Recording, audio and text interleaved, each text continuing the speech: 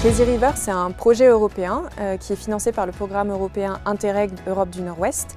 C'est un projet qui vise à valoriser les solutions fondées sur la nature mis en place sur les systèmes de rivières pour lutter contre les risques liés à l'eau, principalement la gestion du risque inondation, mais on a aussi des sites pilotes qui vont traiter la question de la pollution de l'eau.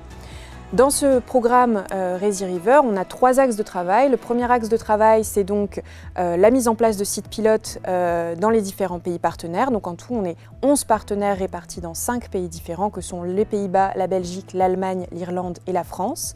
Et donc chacun de ces pays et de ces partenaires dispose d'un site pilote pour la mise en place de solutions fondées sur la nature auprès d'une rivière et donc pour la réduction des risques liés à l'eau.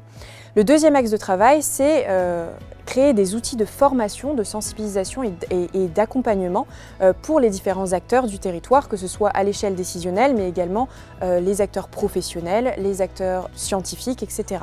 Et enfin, le troisième axe de travail, c'est un axe d'accompagnement des acteurs du territoire avec tous les enseignements de Crazy River.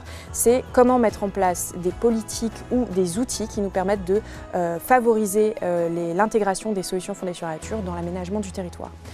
Le CPIE d'Évailles-le-Lothier et de la Canche, au sein de Crazy River, c'est avant tout un partenaire qui vise à accompagner pour la mise en place de solutions fondées sur la nature. Et très concrètement, dans l'axe 1, on accompagne le CIMSAGEL, donc syndicat de rivière du bassin versant de la Lys, pour la mise en place de solutions fondées sur la nature sur le bassin versant de la Lys, et en particulier sur toute la partie concertation, c'est-à-dire comment intégrer les acteurs dans le processus de mise en place de solutions fondées sur la nature.